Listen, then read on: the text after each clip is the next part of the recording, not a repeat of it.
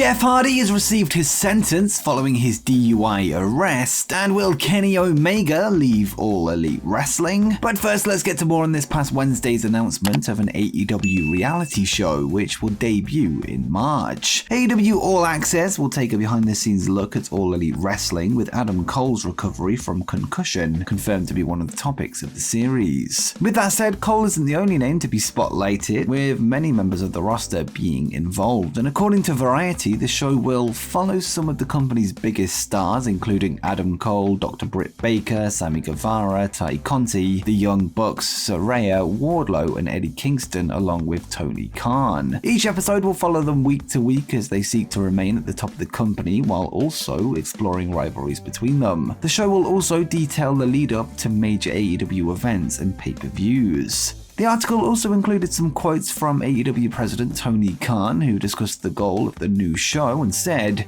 "We're always looking for new ways to engage with fans and give them unique access to our incredible talent. With the new AEW All Access series, they'll have a chance to peek behind the curtain and into the lives of their favorite wrestlers like never before. To show the human side of some of these larger-than-life figures will give fans a rare perspective about who these wrestlers are when the cameras aren't typically on."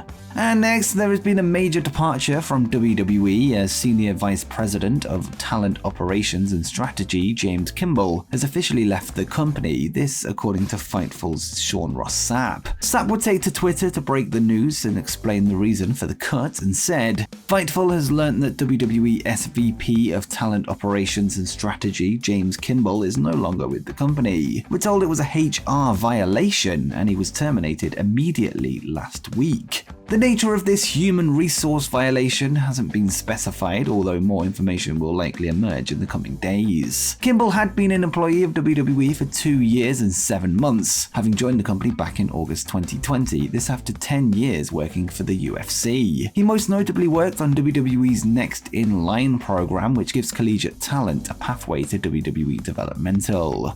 Talk of a second Forbidden Door show between All Elite Wrestling and New Japan Pro Wrestling has ramped up as of late, with AEW President Tony Khan recently confirming that this is something that he hopes to see again this year. Well, we have even more proof that the show will take place, as pay-per-view provider Spectrum has released a list of upcoming events that they have scheduled to air this year, which includes the crossover show. The event is apparently scheduled to take place on the 24th of June 2023, which does line up with last year's event, which took place on June 26th. Whilst there's no venue listed for the show, we should expect Forbidden Door to happen very soon. This past Wednesday on Dynamite, AEW World Champion MJF would cut an emotional promo in the build-up to his defense against Bryan Danielson at the Revolution pay-per-view, revealing that his dream girl had left him, leaving him with nothing but his world title. Well, according to Sean Ross Sapp of Fightful, there is some truth to his words, as it's believed that Max has legitimately split with his fiancée Naomi Rosenblum, who he proposed to in September 2022, and Sapp would take to Twitter to say,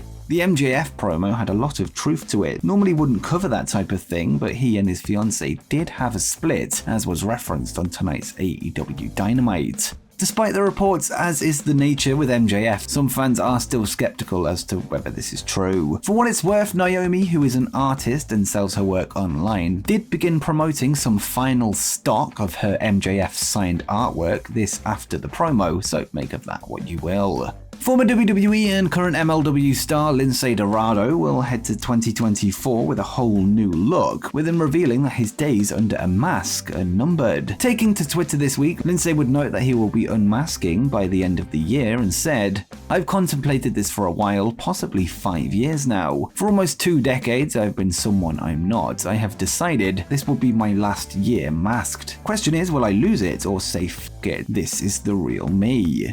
Social media star Jake Paul is set to battle Tommy Fury, brother of Tyson, this weekend in the toughest test of his boxing career so far. Well, it looks like he could soon step from the boxing ring into a WWE ring, with him revealing his love for the company in a recent interview. Speaking on Ariel Helwani's MMA Hour ahead of this Sunday's fight, Jake would be asked about joining WWE and responded, We'll see, I'm down. I just don't want to get injured. My brother tore his PCL, it's crazy out there, so I just don't want it to derail my boxing and all that, but I'm down. I love WWE, I loved working with my brother, so that would definitely be something that could be on the horizon for sure. And before we get to the rest of today's stories, be sure to subscribe to Wrestle Planet if you haven't done so already, as we aim to hit 50,000 subscribers by the end of the year. And also head over to Wrestle Planet Gaming if you're into wrestling video games, ahead of the launch of both AEW Fight Forever and WWE 2K23. But with that said, let's get to the rest of the video.